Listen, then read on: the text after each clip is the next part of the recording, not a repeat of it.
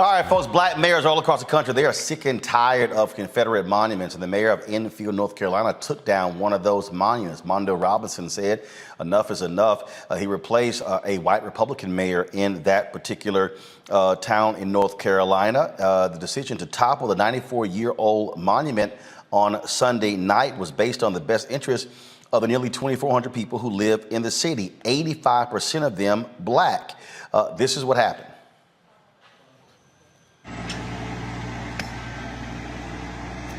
Yo, it's time for this monument to come down. People voted. I tried with a hammer. That wasn't enough. So now here come the tractors. Drive it down. Yes, sirs. Yes, sirs. Yes, sirs. Death to the Confederacy around here. Push that little one over too, bro. All of it. Not in my town, not on my watch. Not in my town, not on my watch.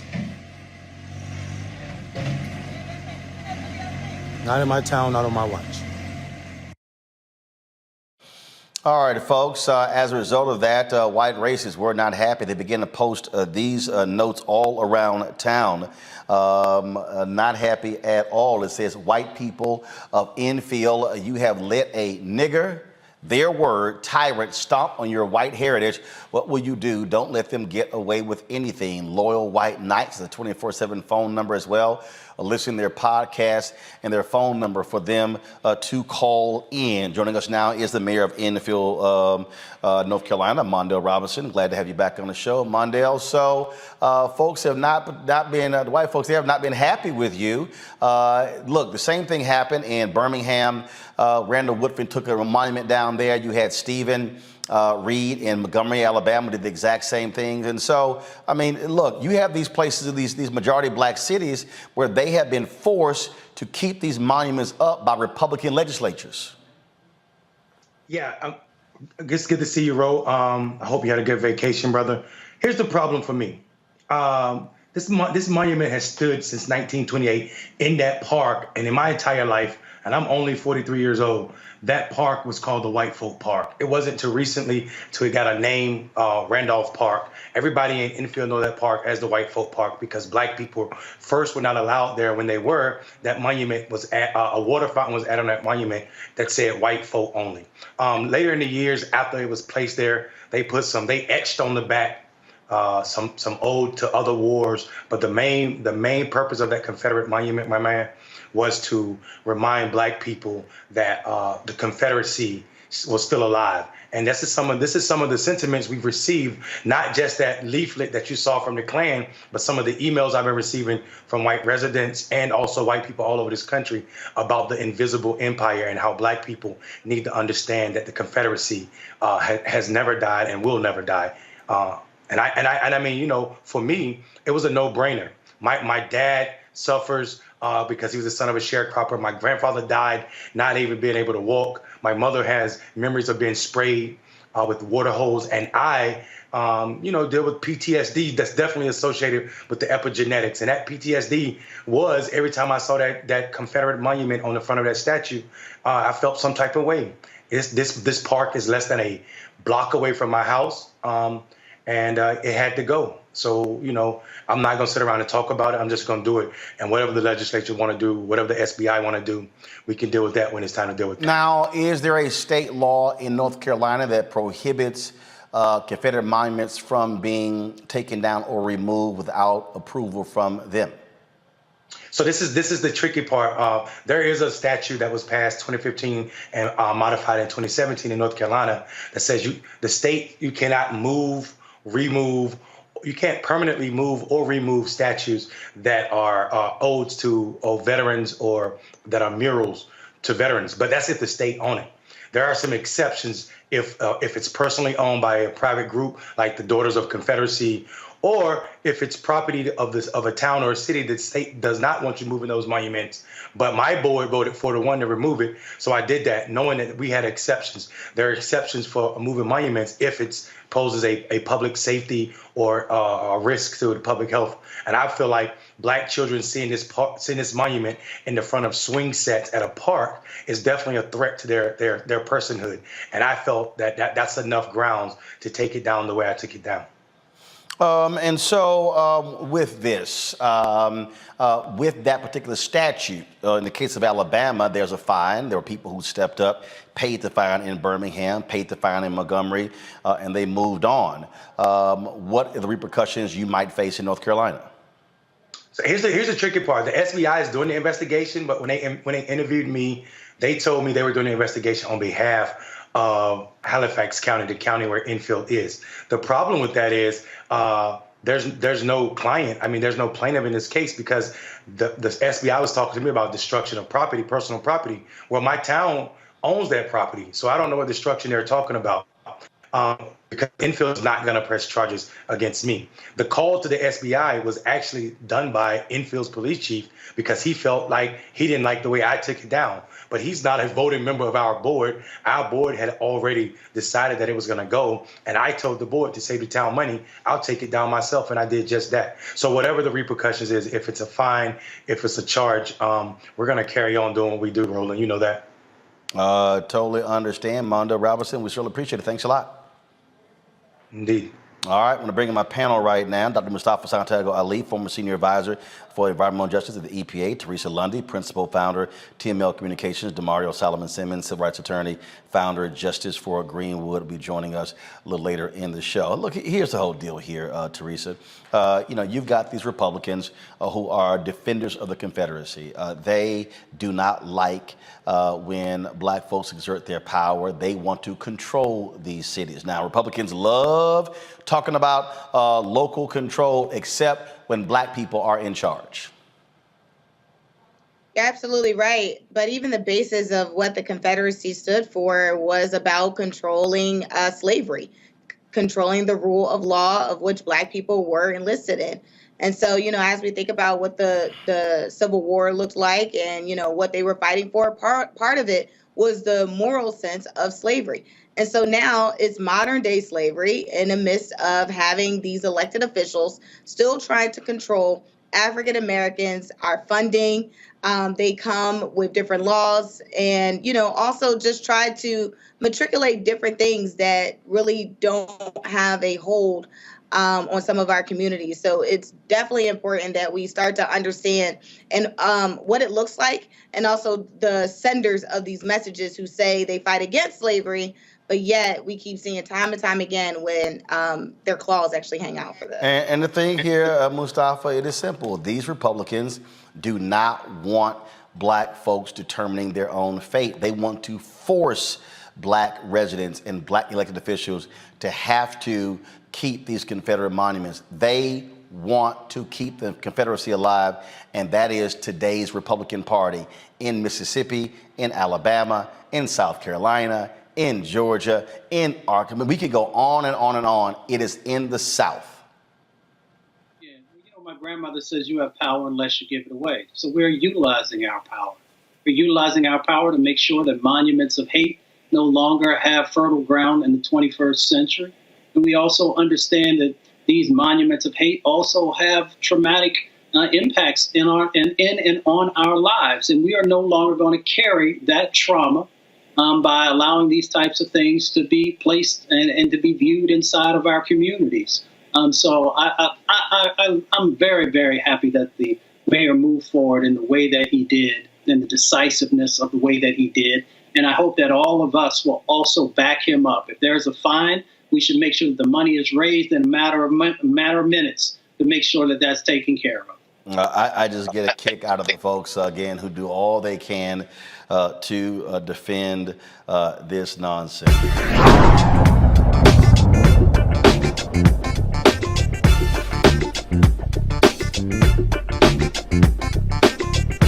Can you believe the nerve of these Republicans? They only want to block progress for our community. They talk about cutting Medicare and Social Security. They played politics with veterans' health care. They voted against the George Floyd Justice and Policing Act and funding for our HBCUs, and against lowering prescription drug costs for our seniors.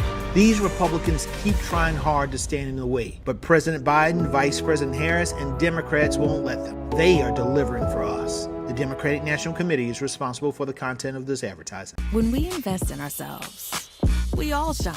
Together, we are black beyond measure. When you talk about blackness and what happens in black culture, we're about covering these things that matter to us, speaking to our issues and concerns. This is a genuine people-powered movement. There's a lot of stuff that we're not getting. You get it, and you spread the word. We wish to plead our own cause. Too long have others spoken for us. We cannot tell our own story if we can't pay for it. This is about covering us. Invest in black-owned media. Your dollars matter. We don't have to keep asking them to cover our stuff. So please support us in what we do, folks. We want to hit 2,000 people, $50 this month, raise $100,000. We're behind 100,000, so we want to hit that. Y'all money makes this possible. Checks and money orders go to P.O. Box 57196, Washington, D.C. 20037-0196. The Cash App is $RM Unfiltered. PayPal is R Martin Unfiltered. Venmo is RM Unfiltered. Zelle is Roland at RolandSMartin.com.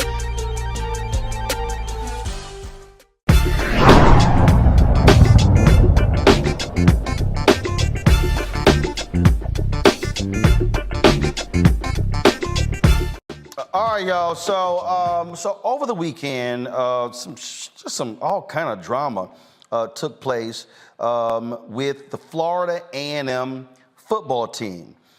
26 players were ruled ineligible to play against the North Carolina Tar Heels. They had so few offensive linemen that the coach literally considered canceling the game. That would have been detrimental because this was a $450,000 payday to Florida A&M. Now, y'all know HBCUs, they ain't getting no $450,000 games every single week. And so this absolutely mattered. They chose to actually play the game. They were competitive for about a half with Florida A&M, with North Carolina, ended up losing to them, giving up 56 points. Now, the president of Florida A&M University, Larry Robinson, released a letter, and this is what he released, okay, in response to all of this drama regarding these ineligible players. Pull it up, please. This is the letter that he released. Put it up in my monitor here. And so what he said in his letter, this was released publicly, okay, about Florida A&M. He said, and first of all, y'all, why are we using this? This should be in our graphics form. This is simply too small. You can't read this, okay? So we shouldn't be showing this here, okay? Greetings from North Carolina, where our Rattler football team and coaches are getting ready to face off against the North Carolina Tar Heels at 8 p.m. tonight. I'm incredibly proud of our coaches, staff, volunteers, alumni, and friends who are here to support the courageous young men on our team who will compete to the best of their abilities in this contest. The Marching 100 band is also here and will mesmerize the crowd in their typical fashion. I must commend our Rattler football team members for expressing their concerns about matters that my administrative team and support staff will handle more effectively. We have a responsibility to work together with our student athletes, coaches, and staff to provide academic, health, safety, and other services needed for student success at Florida A&M University. We have a shared commitment to a culture of accountability and compliance, and as senior administrators and staff, we must lead the way. I often brag about our students and their willingness over the years to engage in important matters of the public's good and of significance to their well-being. I'm incredibly proud that these young men stepped up in the face of current challenges and expressed their concerns in that revered Rattler tradition. The issues raised by these young men will get our full time and attention and will be prioritized by our recently established athletic support committee, which includes administrators and staff from throughout the university community. These matters will be a standing agenda item at my weekly senior leadership team meetings. We will see progress. And as for today, our team is here. Our coaches and staff are here. We will compete and do our best to win. Once again, I am thankful for all of the coaches, staff, and student athletes who played a role in making this happen. Okay. Let me go ahead and just say this right now.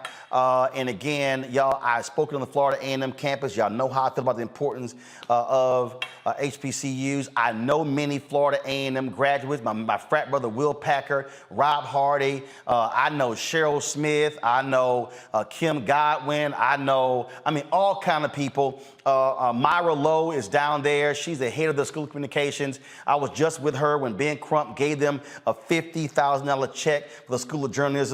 But I ain't got no choice but to say this. President Robinson, that is a bullshit ass statement. That was put the statement back in my mind. That was a trash ass statement from the president of Florida A&M University. First of all, in the letter, he says, our recently established athletic support committee, which includes administrators and staff. You fired the damn you fired the athletic director. If you have a real AD, you don't need no damn athletic support committee. That's the point of a damn athletic director. The point of an athletic director and athletic department is to actually do what the hell you're supposed to do and have your university in compliance. How the hell you go to the first game and you don't know who's eligible? This is real basic. This is some basic ass administrative duties. And then to say, these matters will be a standing agenda item at my weekly senior leadership team. You just found out 2 days before a game, you find out that 26 players not eligible. Guys who transferred in from other places. You don't know they're eligible? What the hell were y'all doing at Florida A&M? We ain't talking a small private NAIA HBCU. We're talking about a member of the Southwestern Athletic Conference, a school that's one of the top football programs, and y'all just figured this out? Y'all might say, oh, Roland, don't be dogging Florida A&M. Okay, show the letter the players dropped today. This came from the Florida A&M football team. Come on, pull it up. Let's go. Well, y'all moving too damn slow. You should have had it ready. Let's go. Come on, pull the letter up. Y'all, the Florida A&M football team, y'all gonna make me pull it up. See, y'all should have had the damn letter ready. The Florida A&M football team dropped their own letter in response to what the hell the president had to say. And in their particular letter, they like, yeah, we got some concerns here, Mr. President. We got some concerns with what y'all doing and how y'all operating. Let me see if I can pull it up right here. It's dumb. And I don't care. The president can be pissed off at me all he wants to. Fine. Call me. I'll be happy to take your phone call. But this don't make any sense what's going down at Florida A&M. So y'all got a letter? Okay, well, come on. This don't make no sense. Y'all could have had the letter and put it up on the screen. All right. Okay, so let me go ahead and read this letter. Okay, let me do this here. Let me do screen sharing so y'all can see it. Okay, so let me sit here and do this here. All right, here we go. So this is the letter from the team. All right. They say our campus partners put on my honor. Also share responsibility in this fiasco. During the admissions process, several of us had to submit academic transcripts, letters of recommendations, and immunization records multiple times because prior submissions were either misplaced or never forwarded to the proper department. Stop.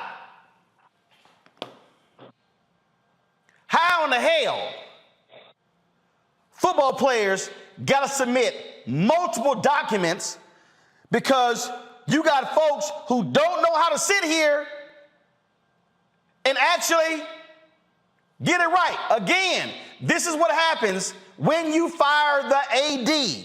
This is what happens when you have a department that is simply, y'all should have the graphic up on y'all end. Come on. All right. This is what happens when you fired the AD and you ain't got no control in your doggone department. This makes no sense to me, y'all. I don't understand what the problem is with, I don't understand what's going on with Florida A&M, where you literally have no institutional control and you have no idea what is happening with your own department. Okay, let me zoom in further, pull it back up. Here we go. Currently, we have multiple players, put in my monitor. We have multiple players that are being deemed unable to participate in competition because simple tasks such as changing of majors, conferring of degrees, and the submission of grades have not been completed promptly. That's your administrator's fault, President Robinson. One such player submitted a change of major form on August 10th, and it is yet to be completed by his advisor or department. Is this the fulfillment of our university motto, excellence with caring? Now, y'all spend a lot of time going after that girl who took some butt-naked photos on one of your campus monuments, but you damn sure didn't have this together. Yeah, right. I'm doing damn roll call because this is embarrassing as hell to Florida A&M family. Summer school.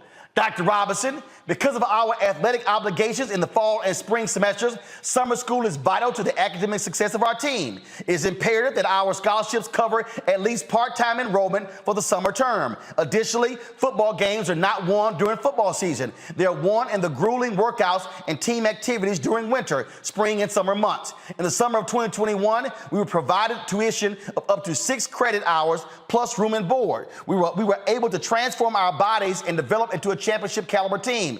This summer, your administration, y'all, they're talking to the president of Florida A&M. This summer, your administration decided not to provide housing or meals for us during summer school. Now, how in the hell you got a football team and they ain't got no damn meals and nowhere to live? This decision has had detrimental effects on our preparation for the 2022 season. Many of us were not able to maintain or increase body weights because of a lack of nutrition. Y'all, we talking football.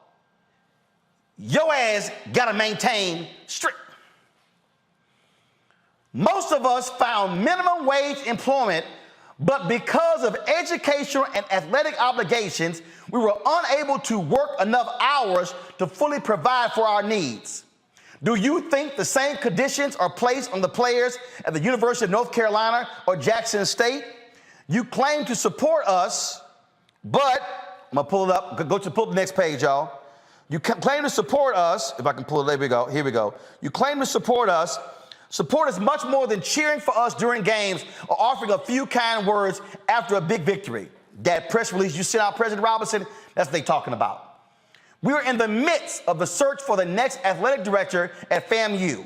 It was very disheartening that there is no student-athlete representation on the 18-member search committee, nor were there any discussions held with us regarding the characteristics or qualifications of our next leader. Oh, by the way, when they fired the AD, he got a job that quick as the number 2 at Tulane University.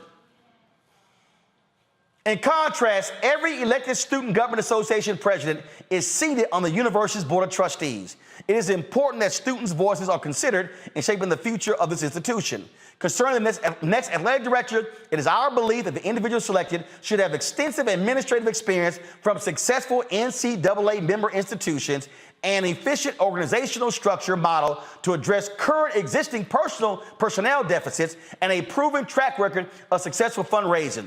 The same athletic department that had, if I'm correct, and Scotty, you correct me if I'm wrong, he's going to be next, that had what, 6 in 10 years? 6 ADs in 10 years? Yeah, we're going to discuss that next. The idea of placing a person in the position because ties to FAMU is not appealing to us at all. We need fresh ideas and innovation to achieve the level of excellence that FAMU athletics is capable of. Underappreciation. Dr. Robinson, the NCAA allows players to receive 4 tickets for all games in which we participate. That has been the standard since we arrived at FAMU. Last week, we were informed that the current athletic administration had reduced the number of tickets that we will receive from 4 to 2. So your ass can't feed them. You can't house them. Now you're reducing tickets. This decision left our family and friends who had already made arrangements to travel to Chapel Hill scrambling to purchase expensive tickets to see us play. That's how you treat your football players, President Robinson? Our family and support systems should not be burdened in this manner. The vast majority of them incur hotel and travel expenses, and the facilitation of game tickets should require minimal effort from our athletic administration. Is that the last part of that statement?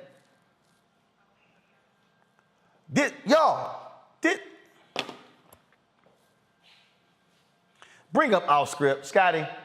Y'all, he's a contributor to the Black Star Network. The SWAC been tripping with his YouTube channel. And so they've been blocking him for stupid, petty-ass reasons. And so luckily, he's about to get his YouTube channel back.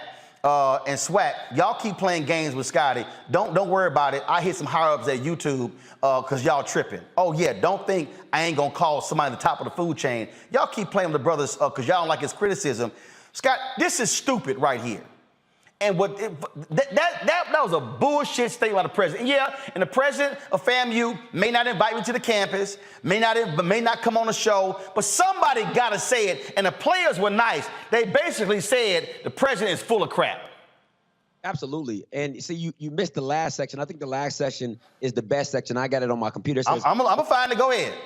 It says, on Friday, after much dialogue with our team, we decided to play at UNC. We determined that we would not play for this institution, but for our families, teammates, and classmates, our rabid fan base, and our coaches who have prepared us and love us. We played our guts out, and in the process, 2 of our teammates suffered season-ending injuries. After the game, we decided to protest the Marching 100's playing of the Florida song in the FAMU alma mater by kneeling during both songs. We will continue to do so until significant changes that facilitate a positive student-athlete experience are made. We will not sing a song that begins College of Love and Charity when we feel neither from this university. Dr. Robinson, this letter is not a personal attack, but a demand for positive change and a culture shift in the current direction of FAMU athletics. We came to FAMU to better our lives, and we are expressing concerns about impediments to the goal. We are not interested in the further empty dialogue with you and your staff.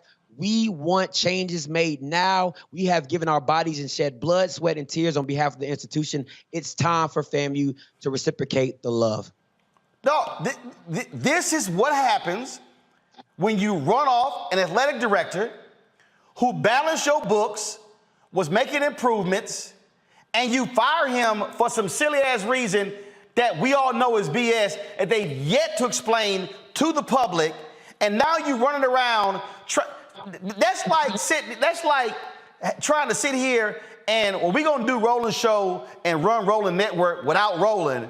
But he control the money, he control everything, but we're going to do this without him. No, you can't do that. And for the president to act like, oh my God, I just found out what's going on.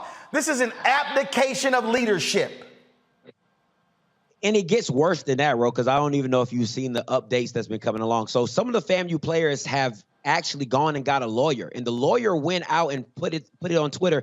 The lawyer's name is Tom Mars at Tom Mars Law. He says, 2 FAMU players retained me yesterday to help FAMU seek a reconsideration for the NCAA regarding their eligibility.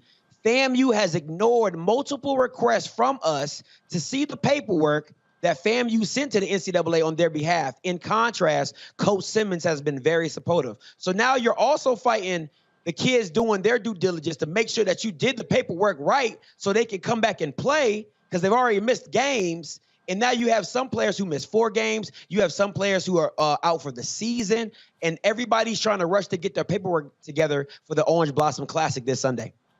And to your point, this Tom Mars, what he laid out was he said that he was indeed hired. He said, look at this, y'all. Look at this here. He said, incredible mismanagement by FAMU. Most, if not all, of these players followed the direction of their advisor to the letter. If the NCAA needs a pound of flesh, they should take it from FAMU and let these guys play. And you have leadership who's acting like, and then praising them. Oh, the band's here. We ready to play. Oh, my goodness. We all ready. Hey, dog, This was no time for some cute-ass little statement.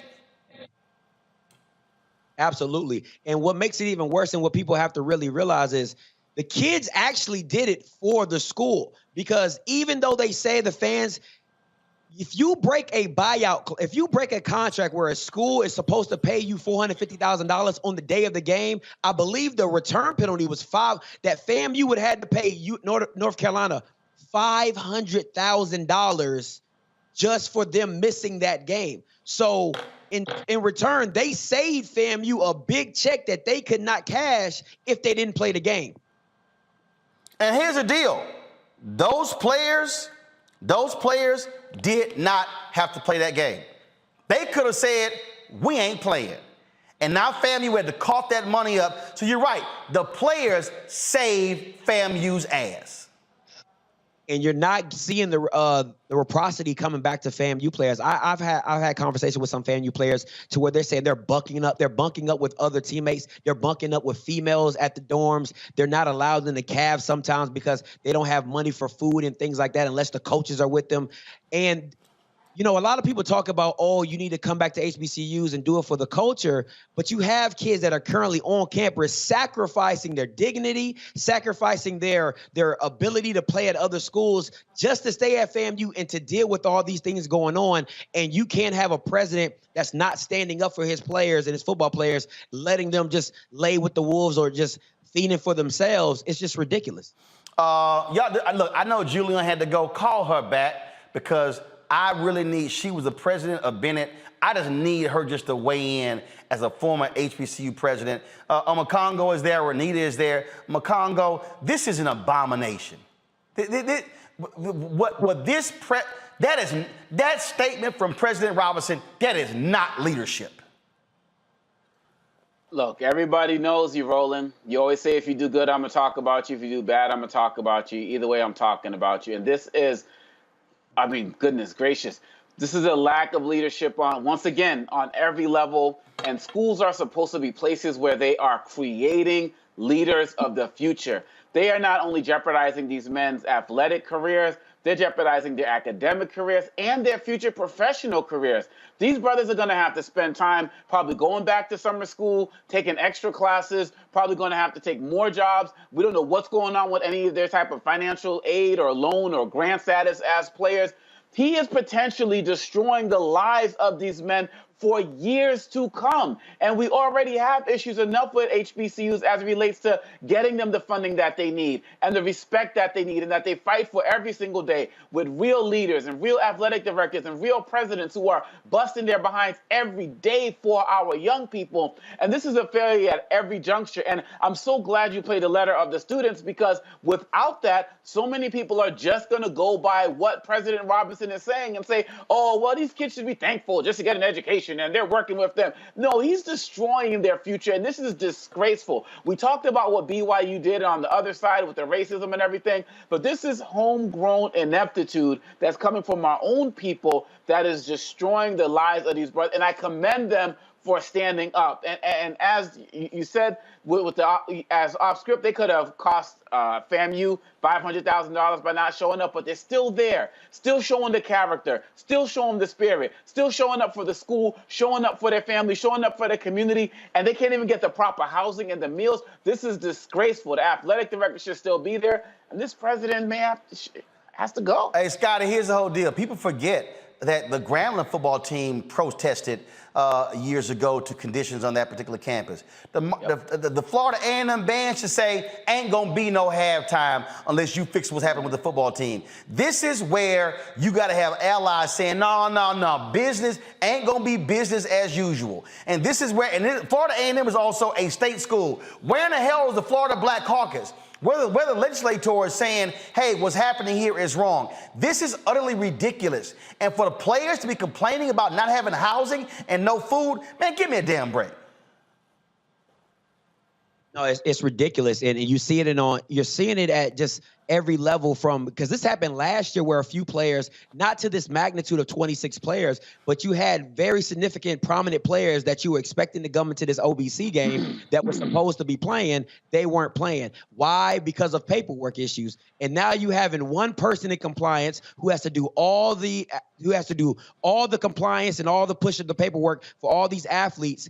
But to me, they'll say, well, we're underfunded, under-resourced, but you still cashing checks.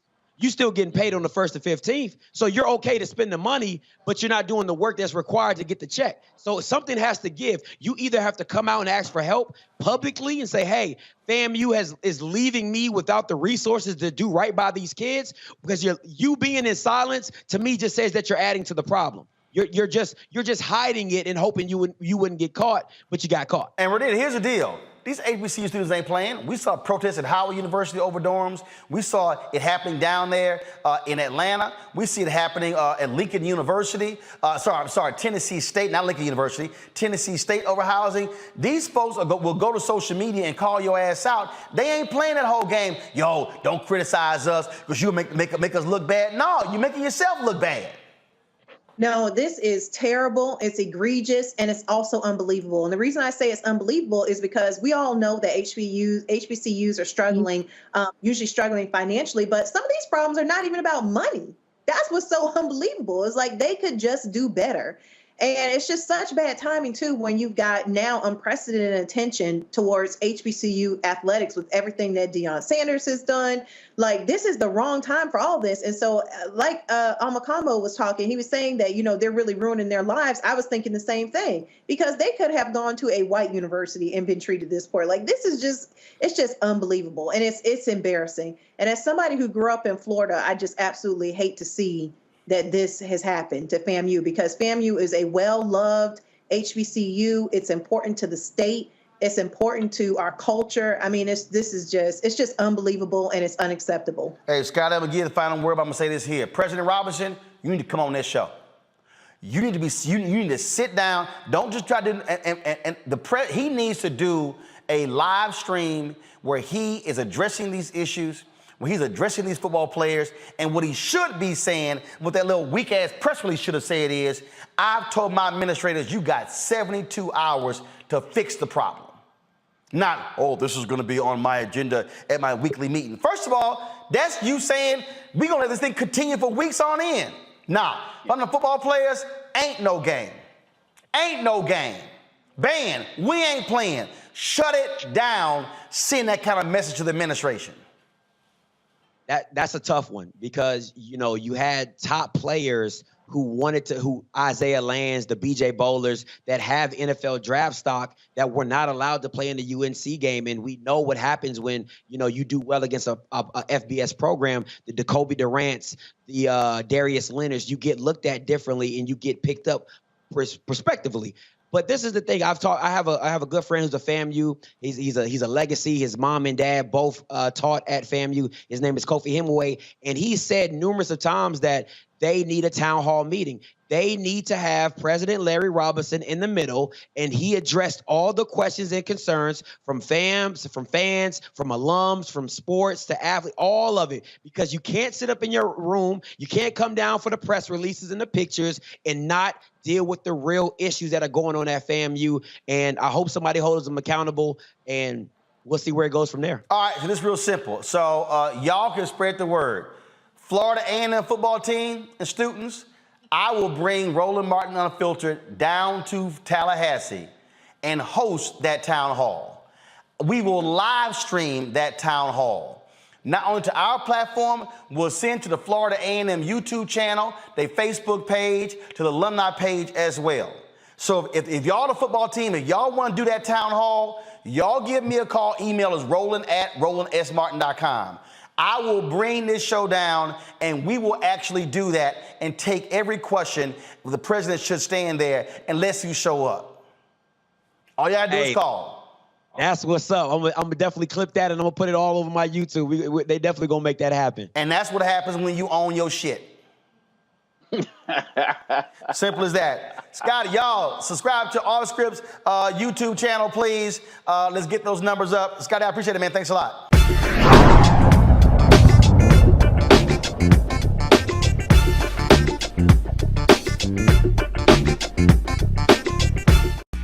invest in ourselves, we all shine. Together, we are Black beyond measure. Can you believe the nerve of these Republicans? They only want to block progress for our community. They talk about cutting Medicare and Social Security. They played politics with veterans' health care. They voted against the George Floyd Justice and Policing Act and funding for our HBCUs, and against lowering prescription drug costs for our seniors.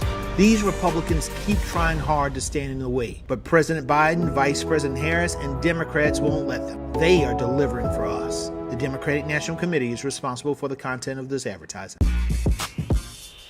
When we invest in ourselves, our glow, our vision, our vibe, we all shine.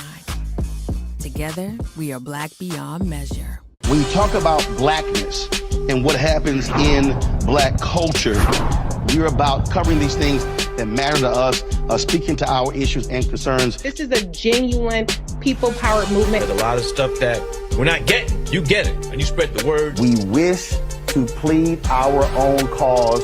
Too long have others spoken for us. We cannot tell our own story if we can't pay for it. This is about covering us. Invest in black-owned media. Your dollars matter. We don't have to keep asking them to cover our stuff. So please support us in what we do, folks. We want to hit 2,000 people, $50 this month, raise $100,000. We're behind 100,000, so we want to hit that. Y'all money makes this possible. Checks and money orders go to P.O. Box 57196, Washington, D.C. 20037-0196. The Cash App is $RM Unfiltered. PayPal is R Martin Unfiltered. Venmo is RM Unfiltered. Zelle is Roland at RolandSMartin.com.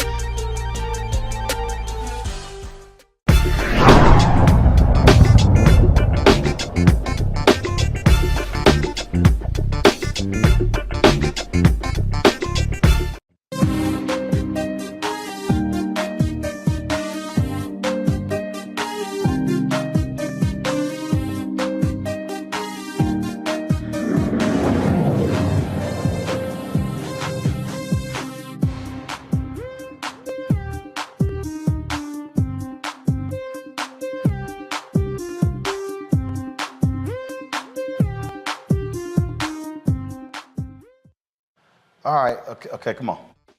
I don't know what.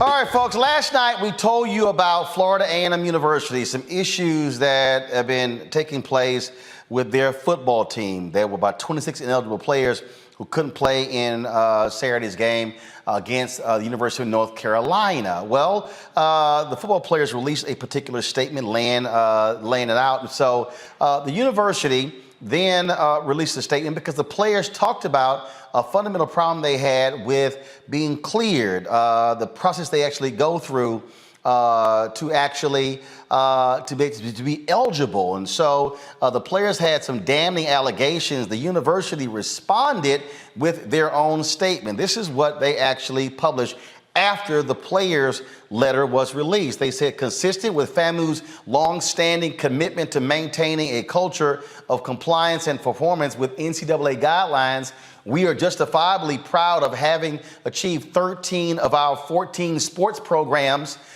fully meeting the academic progress rate requirements per the NCAA's November 2021 APR report, in spite of rumors and misinformation to the contrary. Our compliance team, which includes partners from compliance, athletics, academic affairs, and student affairs, has been working diligently with athletics since fall of 2021 to implement plans for the remaining non-compliant program to meet the required APR score and join the others so that 100% compliance is achieved. Okay. All right. After the assessments of spring and summer 2022 academic progress, the compliance team exercised its diligence to complete the certification progress on August 11th before the fall sports season began. There are, as always, tight windows, and beginning on August 13th, waivers began to be submitted to NCAA based on feedback from our coaches. The NCAA subsequently issues its decisions on August 24th, 25th, and 26th, 2022. We are confident that our processes are effective effective and timely. We will continue to monitor our efforts in this regard and to pursue all avenues to provide an excellent student experience to every athlete. FAMU is committed to upholding high standards and high rigorous adherence to NCAA guidelines. That's interesting because the attorney for their star player, the top player in all of FCS, blasted them today. This tweet went out to the public today that laid out problems. This player, who's a star linebacker, he was suspended for 4 games by the NCAA. 4 games by the NCAA, y'all. And so if we can pull the tweet up, please. 4 games, y'all. Now, according to the lawyer says that he has information that the player was misadvised. This is what it says. Noted attorney Tom Mars tells ESPN he has signed documentation that FAMU star Isaiah Land, the best defensive player in the FCS last year, was advised to take the wrong number of courses this summer. That led to his ineligibility and eventual 4-game NCAA suspension. So here you got FAMU saying, oh no, our system is great and wonderful. We're doing everything good. Well, how in the hell is your star player suspended for 4 games? How?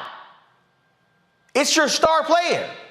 You would think out of all the people you want to have cleared, it's your star player.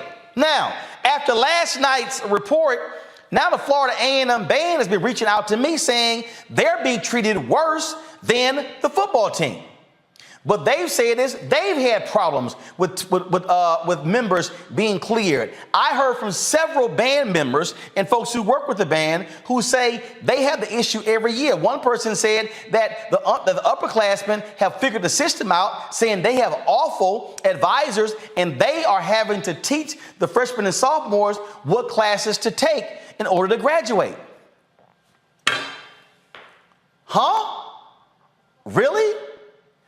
Not only that, here you got the Marching 100, which is like the premier. Let's just be honest.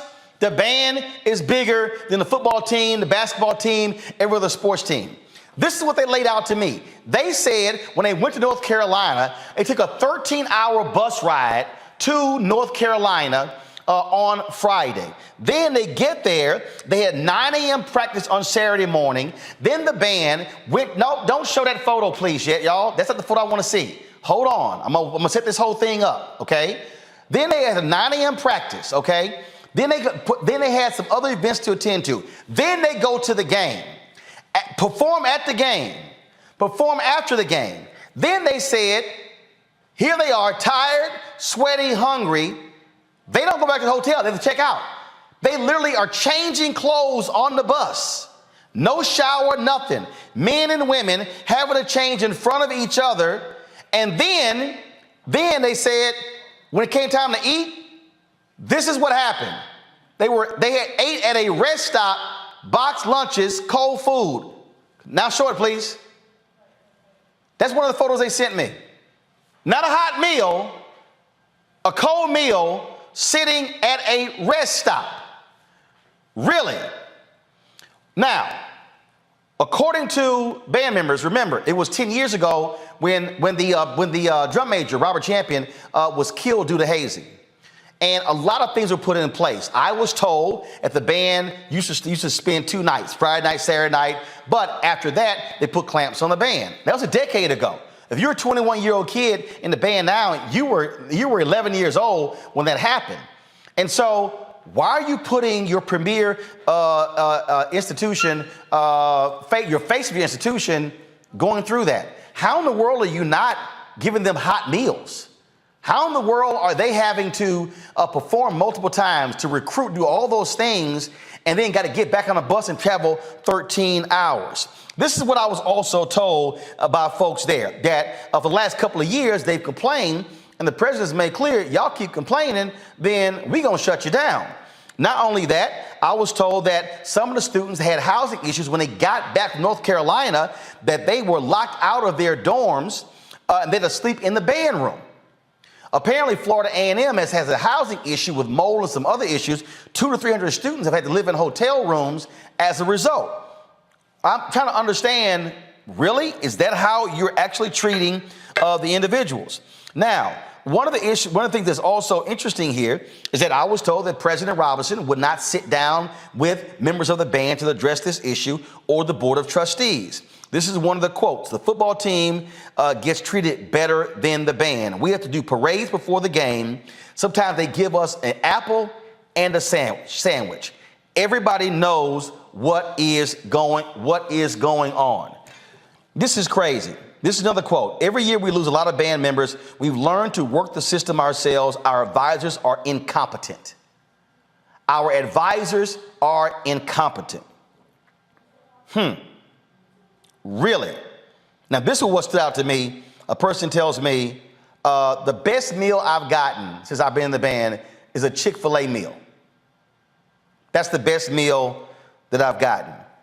I was told the music building is in complete disrepair and the university has not done anything to fix it, mold issues and others. Folks, seriously, Florida A&M, what in the hell are you doing with your premier face of your institution? And I get resources in that, but ain't no way in hell the band should be eating a box meal. No, you have to figure out how to get it done. Now, 280 members of the band, 20 support staff. When they tell me that you have women who have monthly periods and they don't have any privacy, they can't even deal with their own issues, and they got to figure it out in terms of going to bathrooms and stuff. How in the world are you running a band like this? President Robinson and your administration, and we've invited them on the show, and they politely declined. We also called the Board of Trustees. They declined. We also called Congresswoman Frederica Wilson and Congressman Al Lawson's office as well. But I'm telling you right now, somebody at Florida A&M needs to step the hell up and answer to what is going on. Are you having these fundamental problems with your football team? Are you having the problems with your band? How in the world is the lawyer for this player saying he has documentation? He was simply given the wrong advice. What the hell kind of counselors do you have where you give your star player the wrong advice? How many people do you have handling, giving the advice to the players? One? I was told the band has one person who deals with them when it comes to their classes. One person dealing with 300 people on what classes to take? I'm thoroughly confused. Now, I've already got some people hitting me up saying, oh man, ain't our dirty laundry. Guess what? If your shit wasn't dirty, it wouldn't be aired. And so what I'm sick and tired of black people acting as if we can't demand more of HBCUs, of black churches, of black organizations, or we would say, oh man, we shouldn't talk about it. No, if you take care of your damn business, we would not be talking about you this way. We'll be talking about the good things that you're doing and what is happening. We have got to stop trying to gloss over bullshit by saying, oh, but look at the great things that we do. No, take care of this. There is no way in the world the Marching 100 should be eating box lunches. There's no way in the world you should be in the band and you're performing all damn day on Saturday and you're going here and here and here and go to the game, heavy uniforms, and you can't even take a shower. Who the hell wants to be funky as hell riding a damn bus for 13 hours? Are you serious? No. Florida A&M, you should be in a situation where they leave the band, they leave the game, go back to the hotel, and they're in a situation where they are able to rest, to shower, and to eat hot meals. That's how you take care of the folks who you're sending out raising money all around the country. Praising them in press releases don't mean a damn thing. Praising them on social media on how great of a job they're going to be doing in the game, that means nothing. It is how you're treating them when they are on the road. And I understand what took place. It was heinous. We covered it, the death of Robert Champion. But you today cannot be holding that over the head of the band today and not have the right systems in place. And his was also shameful with the player who did not get the right advice. Let me explain to y'all what's about to happen. Florida A&M. Ain't no black parent going to allow their star athlete to leave a major program to come to your school if you can't even give them the right guidance on what classes to take. This is a star linebacker who's trying to get to the NFL. Let me explain to y'all how this works. Mario, he knows this. When you are Florida A&M and you play a major game against North Carolina, the scouts are measuring you based upon the competition at North Carolina. When he can't play in a game against North Carolina, y'all are hurting his future in the NFL. And so by doing this, you are hurting future stars transferring to Florida A&M and Jackson State and Bethune-Cookman and to Alabama State and the TSU and the Prairie View and the Grambling. Y'all, I don't want to hear shit about white folks. These are black administrators who are not doing their job. And this is what happens when you fire the AD who balanced your budget and you still haven't explained why you fired him. But we know where he's at. He's a number 2 at Tulane. Now, ain't that interesting? He's a number 2 at Tulane, but he got fired as AD at Florida A&M.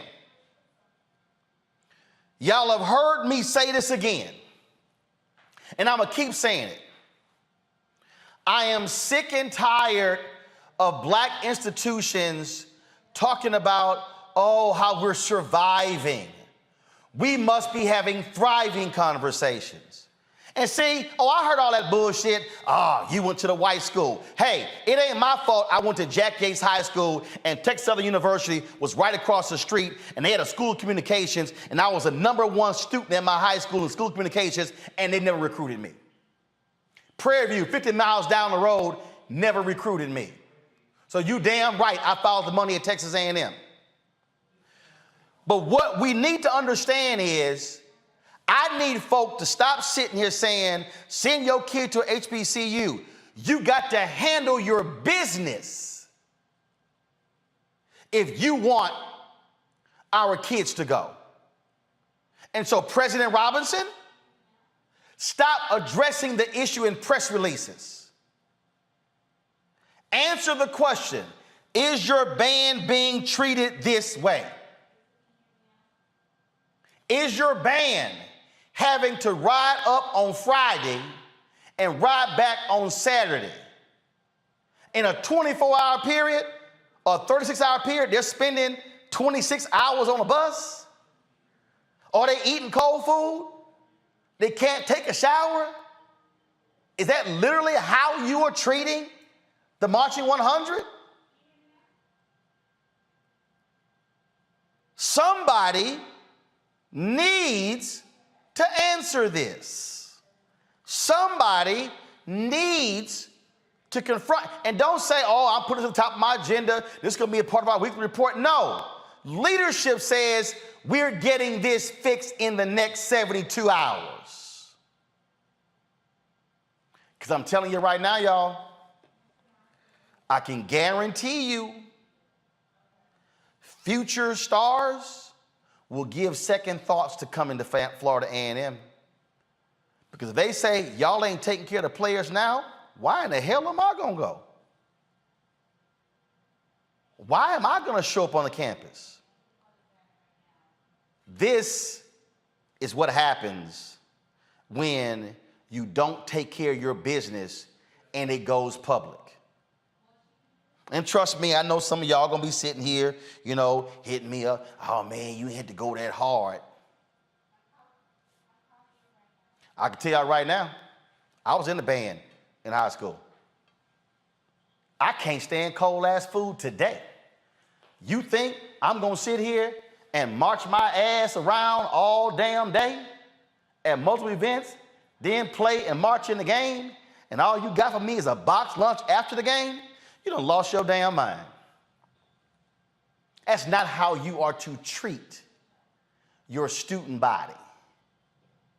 Florida A&M, President Thompson, do better. Bring my panel in right now. DeMar, I want to start with you. You played at Oklahoma. I'm not even going to remotely compare Power 5, the HBCUs. We know the money is totally different, but I'm sorry. Florida A&M, you can do better than a damn box lunch for your band. DeMario? Things work with a band deal. There you go. You hear me? There you go. All right, deal. I don't know how it works with a band. This is what I would say, because I don't know much about this outside of what you've stated. I think it's a problem just generally for HBCUs to, and Deion Sanders talked about this, when you take a team, you have to be on a bus for 13 hours somewhere. I don't think you should take those type of trips in 2022. You know, in 1975 or 1955, maybe. But in today's world, you should be playing in places that are either you can afford to fly there, or you play in a vicinity where it could be no more than an 8-hour bus driving, because that is taxing on anybody. I don't care who you are. And if it's facts that they had to spend 13 hours in a van, not get a shower, not have hot food, that is pretty egregious and atrocious, and something that should be rectified very, very quickly. Again, I don't know those facts, if that's 100% accurate, but if it is, that is something that needs to be rectified completely. I talked to multiple sources that are with the Florida A&M band who told me direct. They took a 13-hour bus ride from Tallahassee to Chapel Hill on Friday, got there, had a 9 a.m. practice on Saturday morning with the UNC band, then had a couple of performances for the band, then went to the game, and then when the game was over, they had to then board the buses, undress on the bus out of their band uniforms into their other clothes, and then they took a 13-hour ride back home. So what I was going to say, with all of those facts, I think Florida A&M, not only are they going to be reeling from what you stated tonight, but they may have some legal issues. So, you know, I like to talk about the legal issues. I mean, you might have some Title IX issues because you having these females have to be dressed in front of males and vice versa. You can have some negligent issues. People could get sick by that type of activity. And so I think they have a lot of things that they need to pull together their full leadership team, the executive team, sit down and get this issue rectified. Period, point blank. It should not be the same thing for next weekend wherever they go play. That's number one. Number two, I don't think any HBCU should be playing these games where you're going, you don't have the proper resources. You're going to go to a big Power 5 school. Your team is going to get embarrassed and slaughtered on the field. And then your support staff have to be on the buses for 12, 14, 16 hours. That sounds like a bad high school scenario back when I played, and I graduated high school in 1994. So I hope this gets rectified both from a political standpoint, a practical standpoint, and from a legal standpoint. Look, the thing for me here, Mustafa, and again, it trips me out when people say, man, you should be bringing this stuff up. Well, don't screw it up. The reality is, this is what Ida B. Wells said, the way to right wrongs is to turn the light of truth upon them. That's the whole point. This is called light. Yeah. You know, my daddy used to say, don't tell me you love me, show me you love me. You show me you love me by investing in me. So when we're talking about these student athletes, you know, and the band members, you know, are you willing to put the infrastructure and the systems in place to make sure that I stay in compliance and make sure that I have the classes that I need? Because I am your ambassador. I am the one that many community members engage with and see. So if you love me, then invest in me.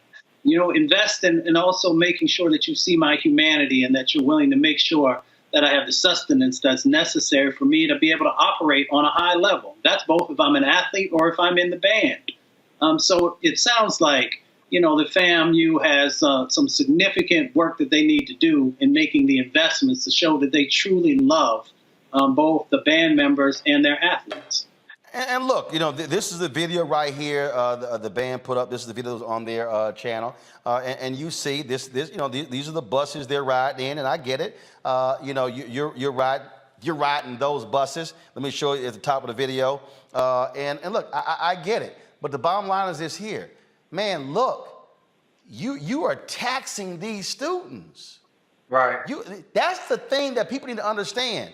And see, we know. Those of us who've spoken on the campuses of HBCUs, we know how much time they put in. The folks told me in the band, they told me point blank that we have to recruit. We recruit when we go to these places. They send us, they say we might come into a city as a battle of the bands on Friday night. We get to the hotel at 1 o'clock in the morning. We got to be early to be dressed to get to the events. We might have 2 or 3 events in a particular day. Plus the game. And so this is the thing here. And here's a perfect example. This right here was a Pepsi ad.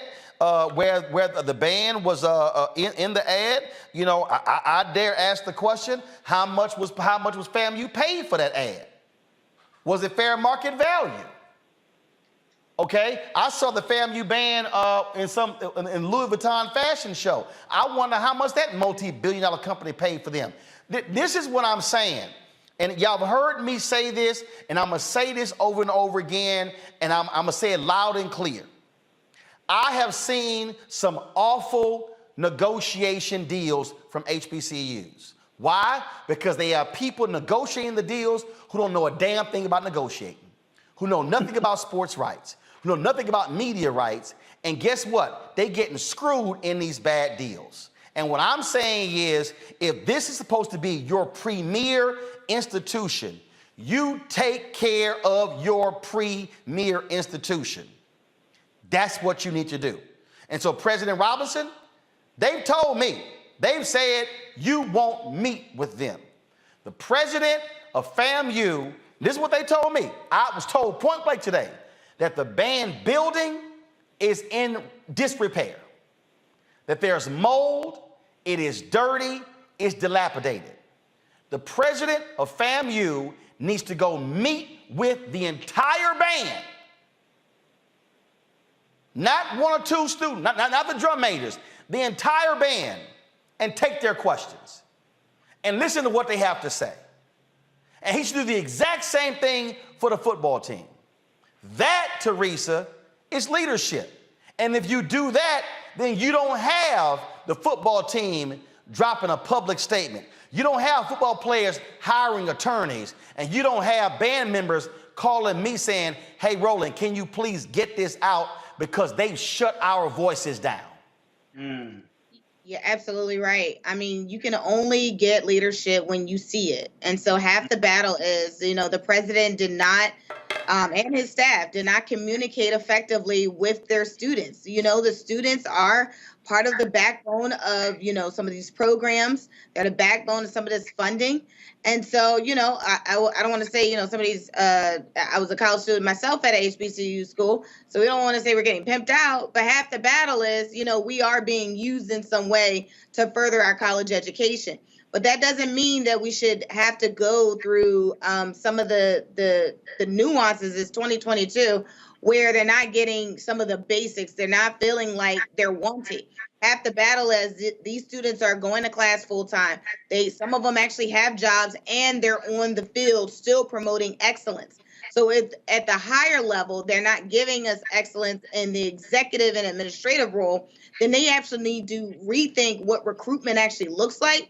And they also need to actually have a conversation with these students and say, more is coming and better, especially since there has been millions of dollars given to HBCU. This right here, this action is just unacceptable. And let me say this right here, y'all. On no job, let me say this right here. On no job would you have band starting at 9 a.m. on a Saturday, doing 2 or 3 pregame events. They're performing in the band. They essentially working. Let me use that word properly.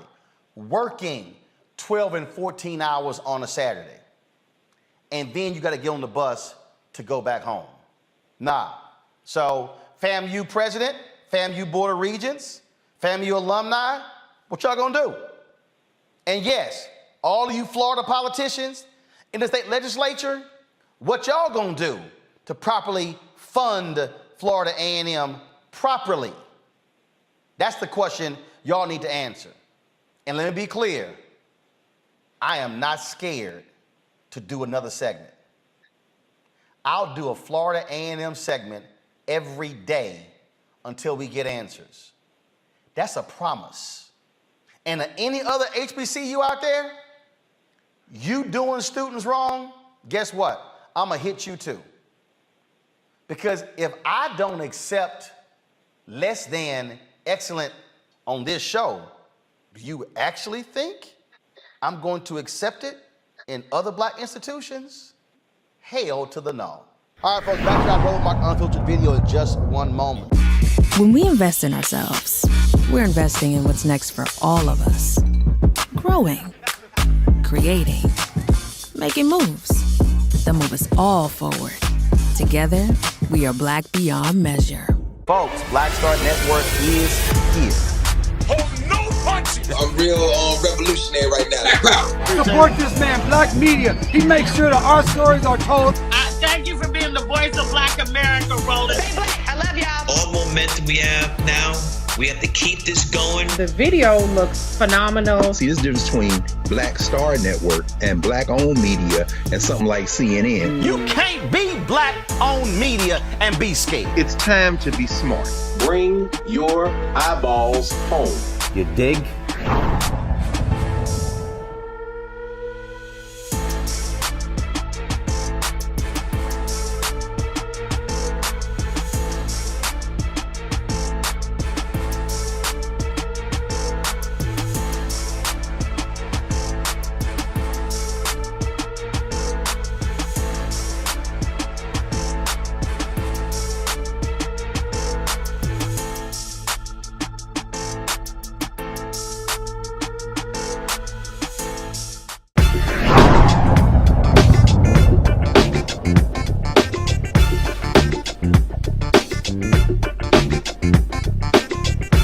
Can you believe the nerve of these Republicans? They only want to block progress for our community. They talk about cutting Medicare and Social Security.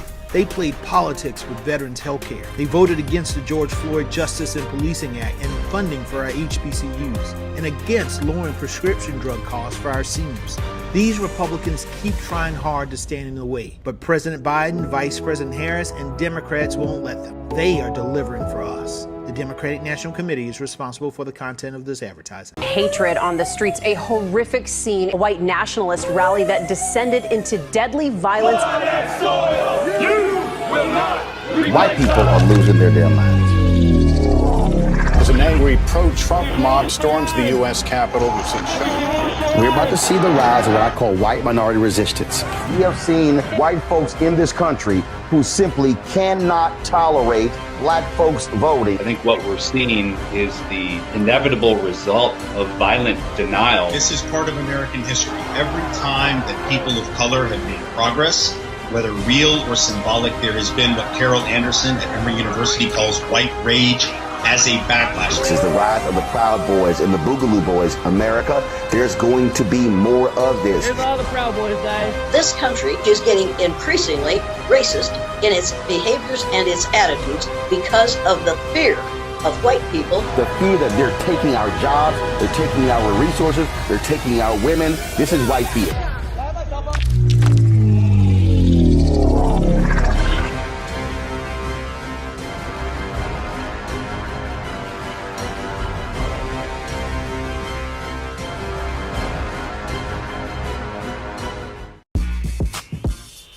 When we invest in ourselves, our glow, our vision, our vibe, we all shine. Together, we are Black beyond measure. When you talk about blackness and what happens in black culture, we're about covering these things that matter to us, speaking to our issues and concerns. This is a genuine people-powered movement. There's a lot of stuff that we're not getting. You get it, and you spread the word. We wish to plead our own cause. Too long have others spoken for us. We cannot tell our own story if we can't pay for it. This is about covering us. Invest in black-owned media. Your dollars matter. We don't have to keep asking them to cover our stuff. So please support us in what we do, folks. We want to hit 2,000 people, $50 this month, raise $100,000. We're behind 100,000, so we want to hit that. Your money makes this possible.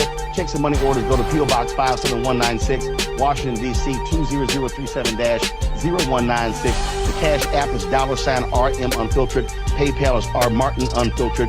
Venmo is RM Unfiltered. Zelle is Roland at RolandSMartin.com. When we invest in ourselves, we're investing in what's next for all of us. Growing, creating, making moves that move us all forward. Together, we are Black beyond measure.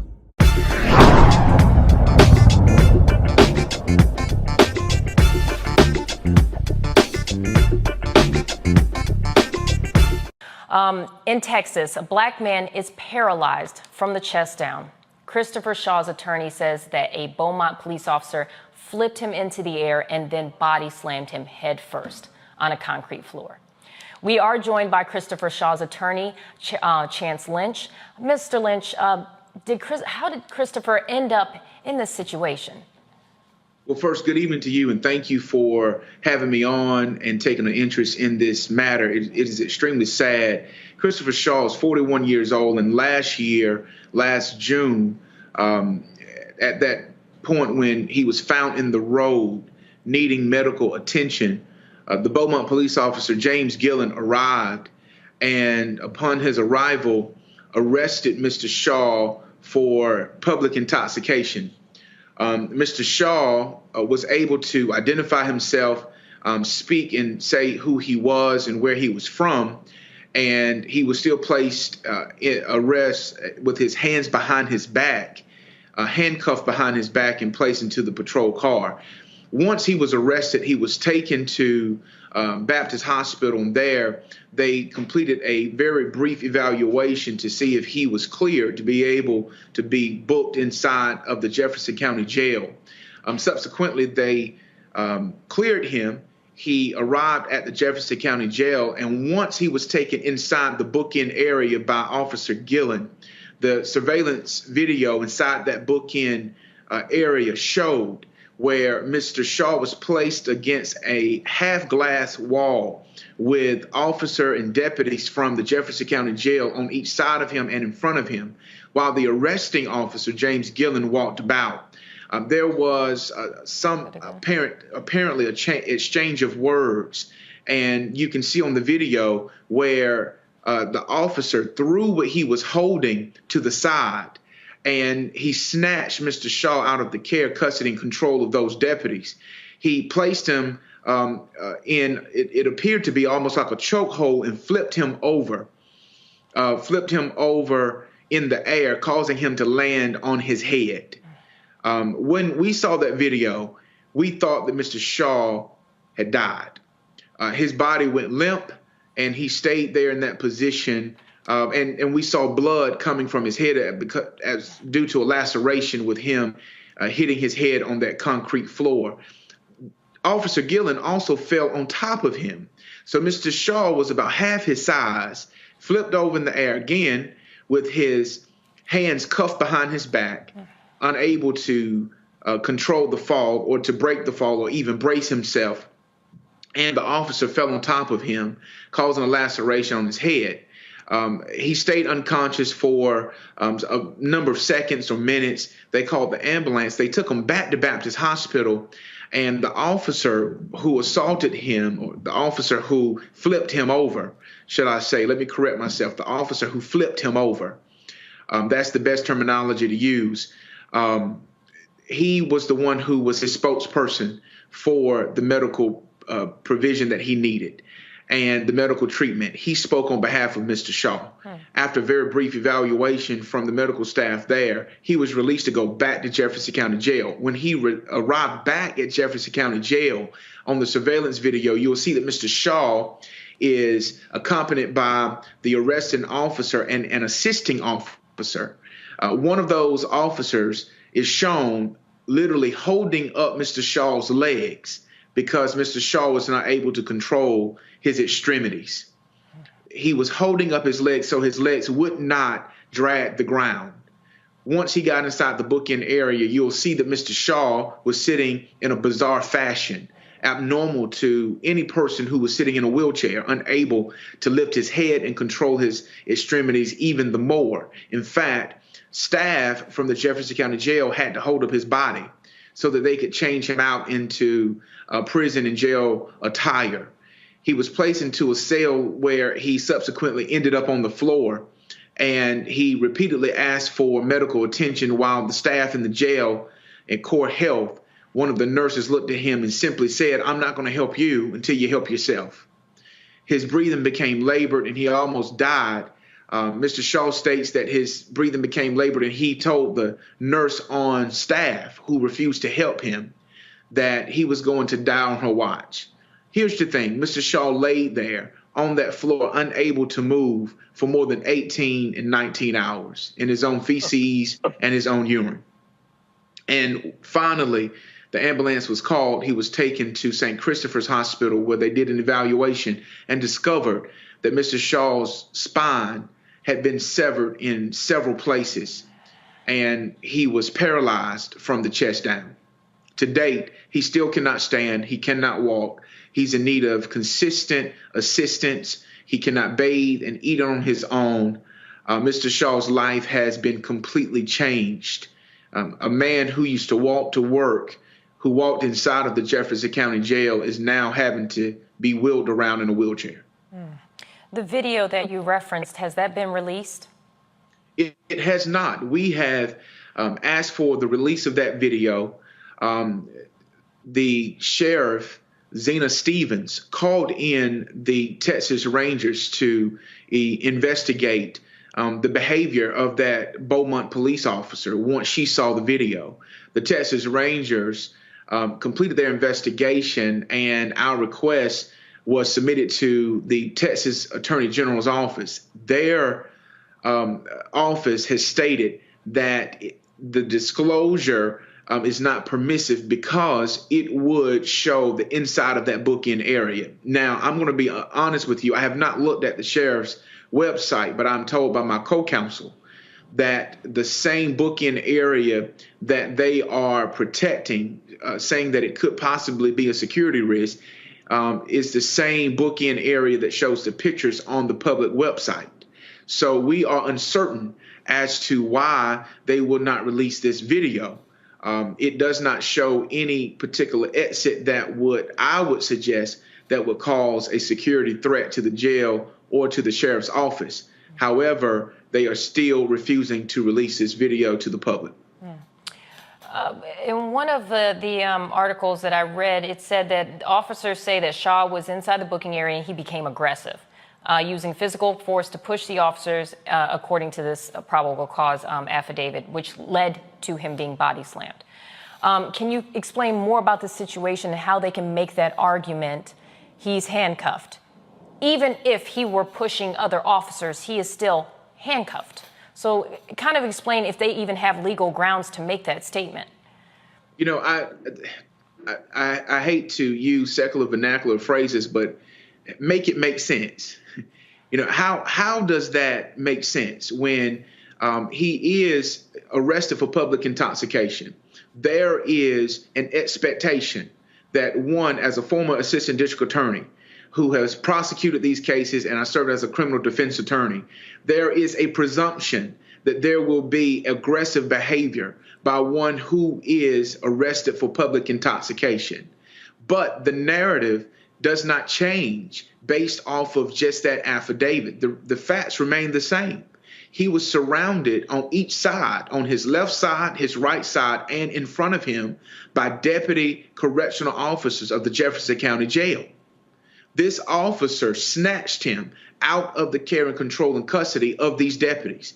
This is what the surveillance video shows. else. What puzzles me is that I believe, and I'm not certain, and I want to make sure that I'm clear on this, that there was an affidavit by the arresting officer who flipped him, causing the breaking in his neck and his spine.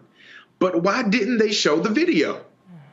Why didn't they show the video to this grand jury for them to be able to see it themselves instead of taking only the sworn testimony of this police officer whose police chief has publicly said, Jimmy Singletary, that he stands by his man, that he's sad that Mr. Shaw is paralyzed and he cannot walk and the quality of his life has changed, but he stands by his guy and he believes that he was doing his job.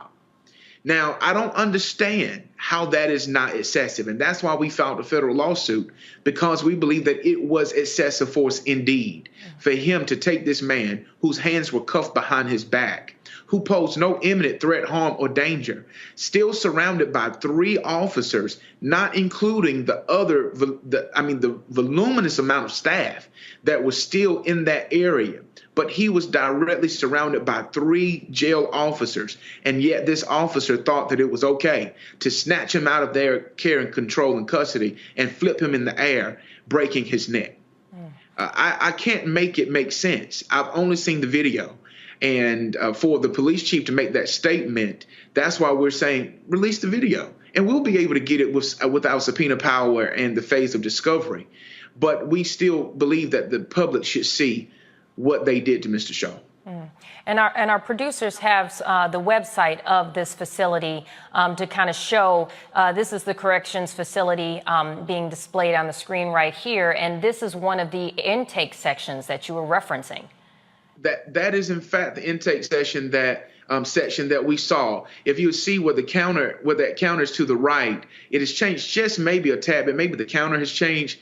But if I'm not mistaken, that is the exact wall to the left where you'll see that is half glass. It's a window that looks into like a holding area where Mr. Shaw's back was against the wall. That's what we saw on that surveillance video, that his back was against the wall and there were officers on each side of him and in front of him.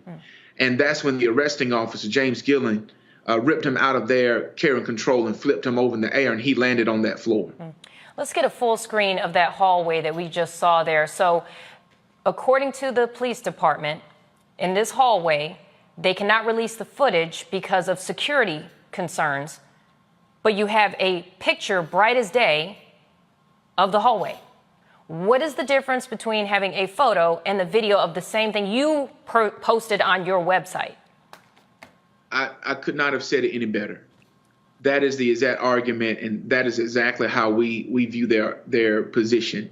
To us, it just doesn't make sense, and I can't make it make sense when we are literally watching and seeing right now the same area where Mr. Shaw was, but yet they won't release the video because they say it's a possible security breach. My last question, and then I'm going to take it over to the panel. How is he doing mentally and emotionally? I can't imagine how he's feeling or what he's thinking or going through, but can you tell us a little bit about what you've seen or some of the things that he may have told you about how he's feeling?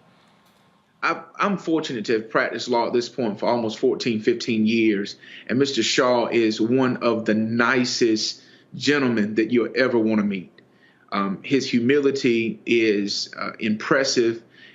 He is strong. He is still encouraging. He still holds his head up, and he has a lot of difficult days. As you can imagine, being a young man at 40 years old and your mobility being stripped from you. His daughter was pregnant when it happened. She has since given born to his grandbaby. He cannot actively play with his grandchild because of his condition, but yet he remains hopeful. He remains hopeful that justice will be found in this case, that we will do everything that we can for him so that this does not happen to anyone else. And he is hopeful that and prayerful that the ultimate physician will heal his body, that God will heal his body, and at some point one day he prays that he'll be able to walk again, and we join him in that prayer, hoping that one day he will. The reality is he still cannot, and it's caused by the behavior and the misbehavior of an officer who took an oath to protect and serve, but yet caused this damage to his body. Let's bring our panel in. Let's start off with Xavier. What are your thoughts? I'm getting goosebumps just hearing this. Xavier, what are your thoughts? Attorney Lynch, thank you for showing up and letting us know what's going on with the case and standing up for the rights of those that have been treated unfairly by the system. My question is, has it been a medical determination as to the 18 to 19 hours that he was left injured and what the impact would have been at some point from his initial injury when he was flipped on his head like it was some WWE match? And then secondly, what is the long-term implications in terms of how soon he can get to walking? Will he ever walk again? The prognosis, any physical therapy, the amount of time and hours it will take and money it will take to be able to potentially bring him back whole again? I appreciate that, and thank you for your question. I'm going to have to curtail my answer, and I want to answer your question, but I do want to curtail my response because we do have federal litigation that's pending. And as you know, once litigation begins, I have to be very limited on what I say going forward. I will say that he has undergone a number of operations there at St. Christopher's, and he has not had the financial stability or ability to be able to have ongoing treatment for his physical therapy. As a result of that and his inability to provide that and a lack of coverage to be able to provide the adequate medical attention, you can imagine the impact it has had on his body. The nerve damage, the loss of body mass and muscle mass that he has lost. I cannot speak at this moment based on the opinion of his physicians, but I do anticipate that that will become a part of our pleadings and the discovery as we go forward. I can tell you, based off of the information that we received from Jefferson County Jail, that he stayed in that cell for approximately 18 plus hours. And Mr. Shaw, his recollection is impeccable to be able to explain his request that he made to the core health professionals who failed and refused to give him that proper treatment. That I can say that once the ambulance was called after the 18 plus hours, we're told that the ambulance driver who came inside to load his body up on the gurney and take him out, once they did a brief evaluation, they stated that his body was extremely swollen. Now, I'm not a physician. I'm not a medical doctor. I'm a Jewish doctor. So that is not, that's not my wheelhouse. But common sense is very clear, even though it's not always common, that when you have an injury to your spine, the quicker you get medical attention to alleviate the possibility of swelling, gives a possibility of a quicker recovery. Mr. Shaw was not given that.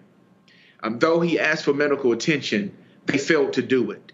And wherein he could have received adequate medical attention, they chose not to call the ambulance to get him to the hospital based on his request. And he stayed there swelling and swelling until 18 plus hours later, they were called in and he was taken into surgery. Kelly, what are your thoughts, or do you have any questions? My thoughts are all over the place just because this is absolutely yet another tragedy. My heart goes out to him and his family, my prayers as well. But my question to you is, as a community, given that this man has lost his livelihood, what has been done and what can be done as outside of legal things and lawsuits and the like? But has there been a GoFundMe? Has there been any source of income that this man can rely on in order to have some semblance of a livelihood? I appreciate that question, and I'm grateful for activists like Dr. William Barber with the Poor People's Campaign and Repairers of the Breach, the local NAACP, Reverend Jesse Jackson, the Rainbow Push Coalition, their leadership and their activism in this matter. They have taken an interest in Mr. Shaw's matter, and just last week held a joint press conference with our legal team to bring awareness to the Beaumont community, so that they are aware of what happened and the status of Mr. Shaw. Those activists have also privately, in their own way, reached out to Mr. Shaw to be able to provide some type of support other than those in his immediate family. Mr. Shaw and our team are in discussions now of the possibility of establishing a GoFundMe to be able to meet his daily needs. He cannot work. And going forward, we anticipate that he will need a caretaker around the clock. One of the things that Mr. Shaw has stated is that even with his difficulty in eating, he needs assistance to be able to fix his food and to actually feed himself. And so we can project that his needs going forward, he's still a young man, that he's going to have a number of needs, and any financial support is going to be, completely appreciated and needed. Those in the community to join with the local NAACP. The local NAACP right now is led by Michael Cooper, a local pastor. Candace Matthews with the Rainbow Push Coalition, who governs that area for the Reverend Jesse Jackson. She's taken an interest in being able to help him as well. Dick Gregory and Voice for the People with Ricky Jason has taken an interest in Mr. Shaw. They've been helping him. I know that between Mr. Jason and Pastor Cooper, they've worked to get him a wheelchair, because the wheelchair that he had was just run down and insufficient. And again, the Poor People's Campaign and the Repairers of the Breach have started meeting weekly to have a weekly prayer meeting to bring awareness to that situation, so that the citizens in Beaumont will not just cause this to just be swept under the rug, but to really take an active role in holding that police chief, that police officer, and this police department accountable for what has happened to Mr. Shaw. Michael, we haven't heard from you yet. What are your thoughts? This is, once again, another crazy story. I had a question for Attorney Lynch. Thanks for coming on today. Has the Beaumont Police Department given any explanation of why Mr. Shaw laid in his cell for more than 18 hours, apparently bleeding, and he was in the cell to the point he has to go to the bathroom? They wouldn't let him go to the bathroom. He uses the bathroom on himself. Have they given any explanation of why he was in the cell that long and denied medical attention? There has not been an explanation provided by the Jefferson County Jail. And I want to make sure that I'm clear. It was the Beaumont police officer, James Gillen, who flipped him over and caused him to have those injuries. But he was placed in the Jefferson County Jail. Jefferson County Jail. Of the elected sheriff. We have not received any correspondence from the sheriff's office to give us any explanation as to why he was there for 18 plus hours. As you know, we filed a federal lawsuit against Core Health, who was the medical provider that was contracted with the Jefferson County Jail to provide medical treatment to its inmates. That Core Health, that entity, had the nurses and the staff there who were required to attend to his needs, but yet refused to help Mr. Shaw and said, "I'm not going to help you until you help yourself." The sheriff and the sheriff's representative has not provided us an explanation as to why Mr. Shaw was left lying on that floor in his own feces and urine for 18 plus hours. Wow.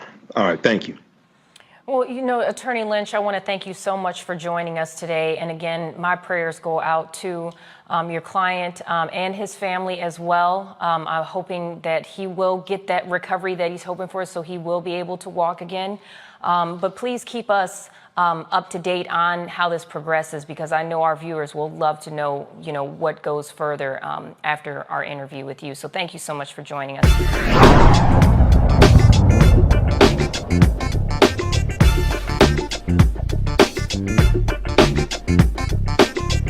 Hatred on the streets, a horrific scene, a white nationalist rally that descended into deadly violence. You will not White people are losing their damn minds. As an angry pro-Trump mob storms the U.S. Capitol, we've seen We're about to see the rise of what I call white minority resistance. We have seen white folks in this country who simply cannot tolerate black folks voting. I think what we're seeing is the inevitable result of violent denial. This is part of American history. Every time that people of color have made progress, whether real or symbolic, there has been what Carol Anderson at Emory University calls white rage as a backlash. This is the rise of the Proud Boys and the Boogaloo Boys. America, there's going to be more of this. Here's all the Proud Boys, guys. This country is getting increasingly racist in its behaviors and its attitudes because of the fear of white people. The fear that they're taking our jobs, they're taking our resources, they're taking our women. This is white fear.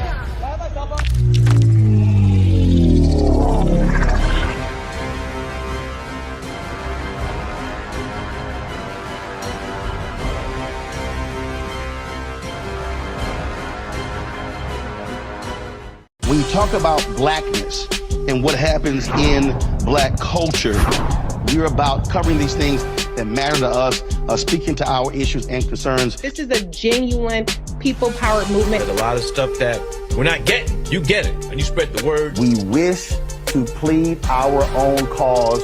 Too long have others spoken for us. We cannot tell our own story if we can't pay for it. This is about covering us. Invest in black-owned media. Your dollars matter. We don't have to keep asking them to cover our stuff. So please support us in what we do, folks. We want to hit 2,000 people, $50 this month, raise $100,000. We're behind 100,000, so we want to hit that. Y'all money makes this possible. Checks and money orders go to P.O. Box 57196, Washington, D.C. 20037-0196. The Cash App is $RM Unfiltered. PayPal is R Martin Unfiltered. Venmo is RM Unfiltered. Zelle is Roland at RolandSMartin.com. When we invest in ourselves, we're investing in what's next for all of us. Growing, creating, making moves that move us all forward. Together, we are black beyond measure. Can you believe the nerve of these Republicans? They only want to block progress for our community. They talk about cutting Medicare and Social Security. They played politics with veterans' health care. They voted against the George Floyd Justice and Policing Act and funding for our HBCUs, and against lowering prescription drug costs for our seniors.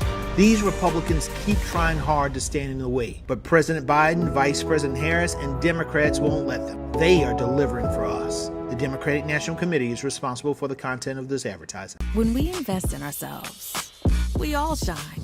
Together, we are black beyond measure.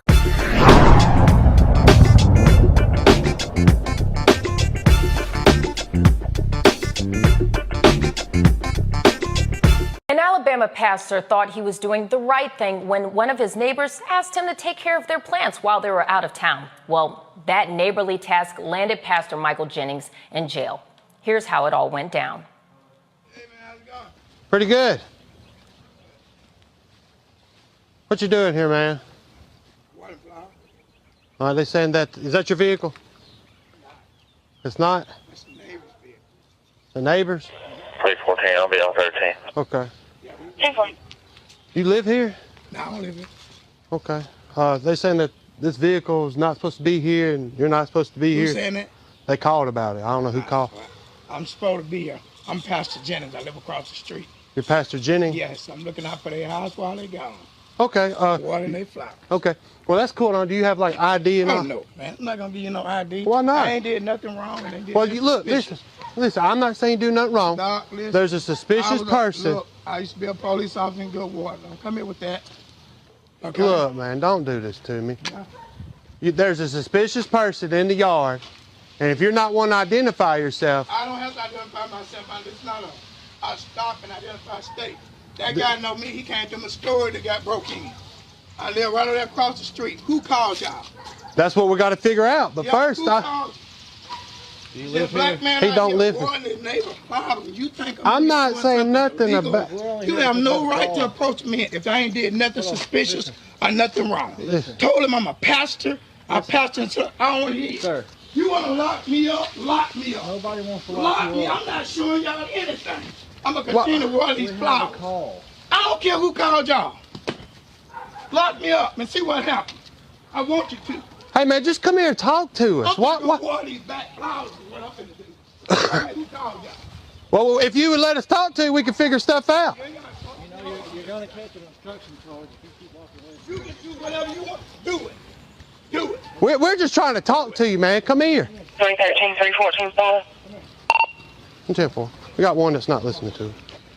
Look, man, let me see your phone. Let me see your phone, dude. Just calm down, okay? No.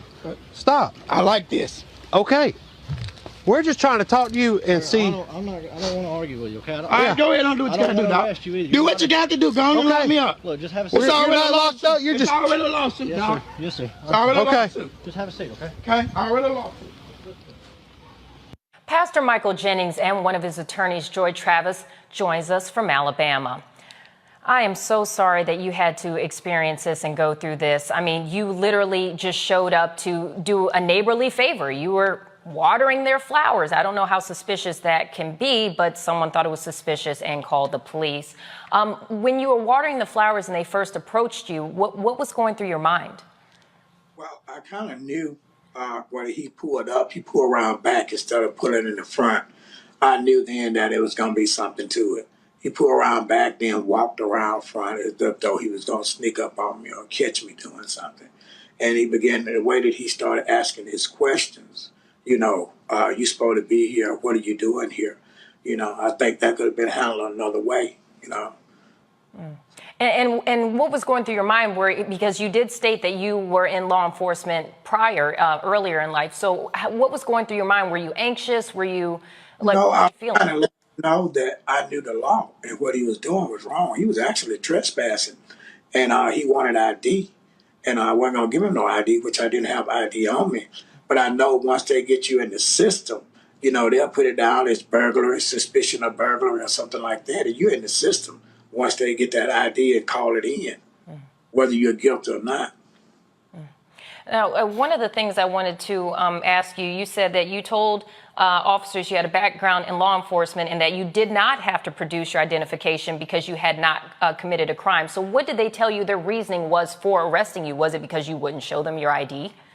Well, if you look at the video, you'll see that after they questioned me and they took me around back, that's when they arrested me. When I went around back, one of the officers came up. They was trying to talk to me. One of the officers came up yelling. And this part, you could probably don't hear it. He came up yelling, telling me, shut up, you talk too much. And once he said that, I said, you don't talk to me like that, boy. I'm a full-grown man. And you can hear Officer Smith saying 10-15. Me go ahead on and arrest. So I don't think it was just about the ID. I think it's also because they got angry because I talked back to them. Goodness, yeah, because that's definitely a crime for sure. Let's go on ahead and bring our panelists in because I'm sure they have plenty of questions for you. Joining us today, we have Kelly Bethea, JD Communications strategist. We also have Michael Imhotep, the host of American History Network. And we also have Xavier Pope, the host of Suit Up News Owner and the Pope Law Firm. Thank you all for joining us. Let's go on ahead and have Imhotep chime in. Do you have any questions or thoughts on this entire ridiculous situation? Hey, well, thanks for coming on, Pastor Jennings and attorney. I saw the story that Good Morning America did on this situation yesterday. So, number one, I'm glad that you're still alive. Number one, because in Alabama, this could have gone a different way with all white police officers. Yes. In the story that Good Morning America did, they stated that in the state of Alabama, out in public, the police have the right to ask for ID, but on private property, it appears based upon Alabama state law, that does not apply. So is that what you were following when you said that you didn't have to give them ID because you were on private property? Yes, and they was actually trespassing, and I knew they didn't have no right to get my ID at that time, and I already had identified myself. And if they wanted to know who I was, they could just walk across the street They could have ran my tags or got my ID for my wife. When they asked the neighbor for her ID, the one that actually called the police on me, she said she would not give it. And then she wouldn't give them her last name. So they went and ran her tag to get her ID. Neither did they. And just one quick follow up, because they didn't show that portion here in this video. There was a white female neighbor who called the police. You knew the white female neighbor. She came over and the police automatically took her word for what happened, but didn't take your word for what happened. Okay. In the story from Good Morning America, they said that the police still arrested you even after the white neighbor exonerated you. And then a month later, the charges were dropped. Can you or the attorney explain why did the police still arrest you after the neighbor came over and said, I'm the one that called, I know who he is, he lives across the street, she exonerated you? Can anybody explain that? Mr. Doyle, I would like to explain. I think that's where this is so egregious, because that is the point. He was exonerated. The young lady said that she made a mistake, that he is a neighbor, and confirmed. There was no probable cause of any type of that there was anyone that was any type of danger. And so this actually is where the irony comes in. This young lady, who is the person who called the police, actually told the police, I made a mistake. But even with that, they did not require her to give identification. They took her word for it. And even after she told the police, yes, this is someone that lives here or a neighbor, they still continue to arrest him. That is where the problem lies for us, because they got the confirmation that they needed that Reverend Jennings was not a threat, but yet they still decided to take him to jail and book him and charge him with these charges. Even after that communication, Reverend Jennings, Pastor Jennings' wife, brought his ID, and they still refused to release him or acknowledge that, he is who he was. And we see the first thing in the video, within the first 10 seconds, he says, I'm Pastor Jennings, I stay across the street. That's the question. Why did they continue to press forward with these charges when there was nothing being done and we're on private property? There's no issue here as far as anything that's a crime being committed. All right, let's go to our next panelist, Xavier. Pastor Jenkins, my heart goes out to you. Jennings. Minding your own business, doing something fine for a neighbor, and you have a neighbor that's not neighborly. Is there any reason why the woman that called the police on you all of a sudden did not recognize you? What was your relationship with her? Is there any reason what would prompt her to do what she did?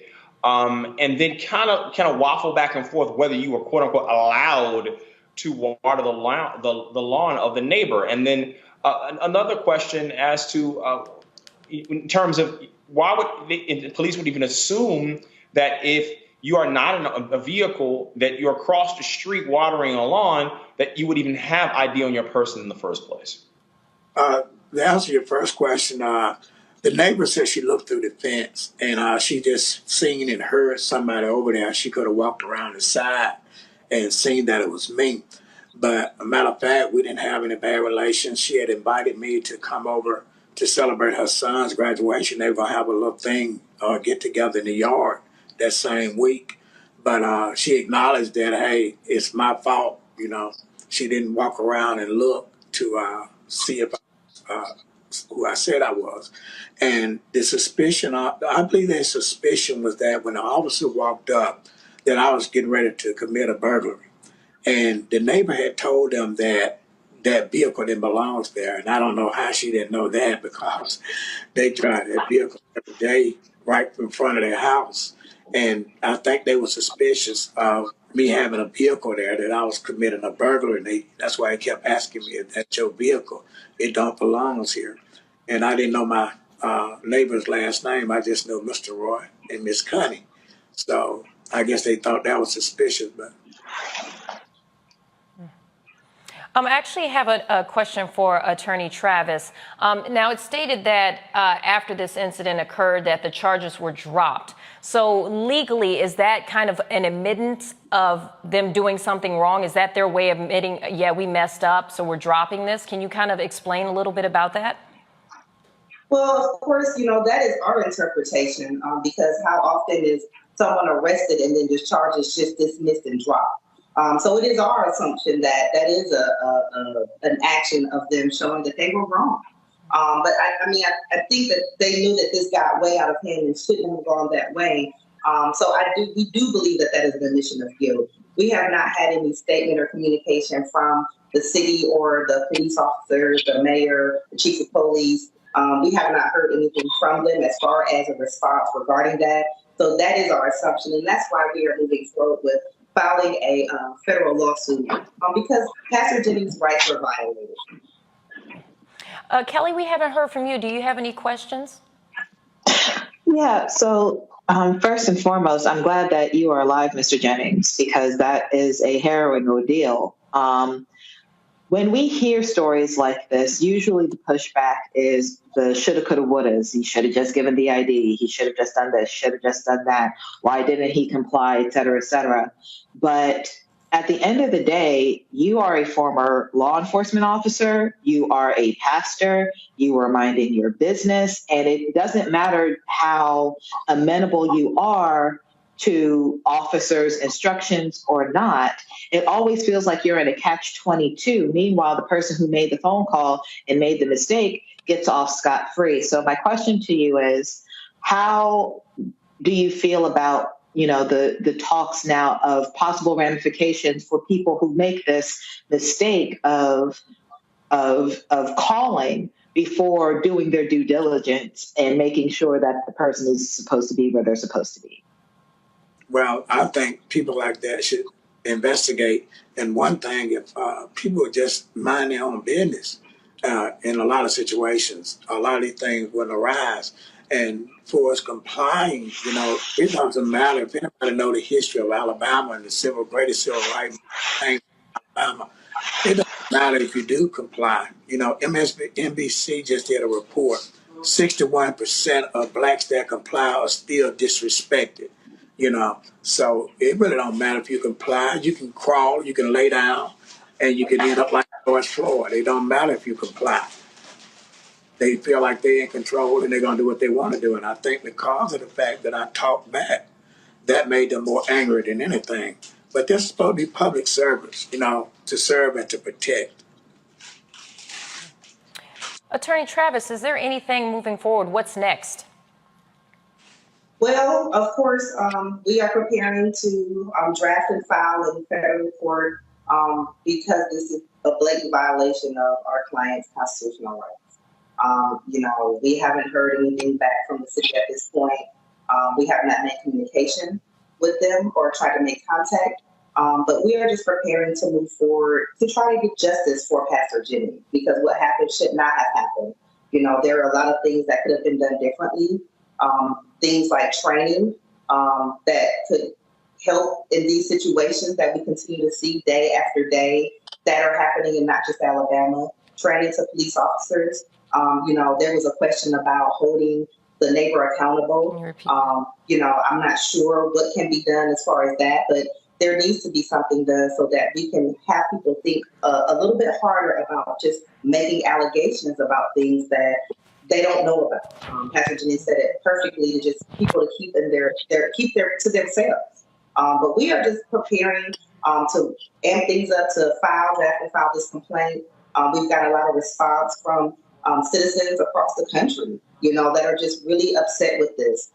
So there could potentially be some type of effort to show support for Pastor Jennings in public. And so we are looking towards what that may look like. But at this point, we are just trying to make sure Pastor Jennings is able to cope because every time this video is played, I'm sure it evokes some type of trauma from the experience of this that did not have to occur.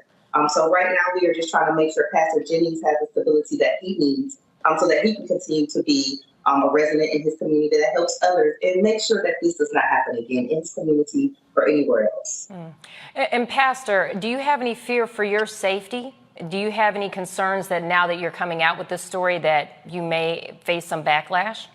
Well, not concerning the story coming out, but I had a lot of my friends who are Caucasians come and tell me just be careful because this city have killed 3 black men. They shot a 14-year-old in the back. They shot another one in the head. And they killed a guy at a gas station. They have killed 3 black men in this city over the past 30 years. So they was letting me know, just be careful, watch your back. They was concerned about me. And when my wife went to visit in Florida, when I was here alone, I started thinking, it was kind of a little bit of a paranoia. I started putting a chair behind my door. I armed myself because I know that anything can happen. So it makes you think. It gets you a little paranoid. You know, and it's sad that these kind of cases seem to keep happening. We had a guest on yesterday who spoke about she was just cutting her lawn and she had to deal with some issues of racism. And it goes to show that it makes you question whether you should be nice and do nice things for people, because here it is, you're doing a good deed for someone, literally just watering someone's flowers, and this is the end result. And so it almost makes you feel like, you know, or at least myself, wonder, like, should we keep doing nice things for people because this is what happens, this is how you're rewarded. Again, I'm so sorry that you had to go through this, but I appreciate you joining us and sharing your story. All right, folks, back to our Roadmark Unfiltered video in just one moment. When we invest in ourselves, our glow, our vision, our vibe, we all shine. Together, we are black beyond measure. Folks, Black Star Network is here. Hold no punches! I'm real revolutionary right now. Support this man, Black Media. He makes sure that our stories are told. Thank you for being the voice of Black America, Roland. Stay black. I love y'all. All momentum we have now, we have to keep this going. The video looks phenomenal. See, this difference between Black Star Network and black-owned media and something like CNN. You can't be black-owned media and be scared. It's time to be smart. Bring your eyeballs home. You dig?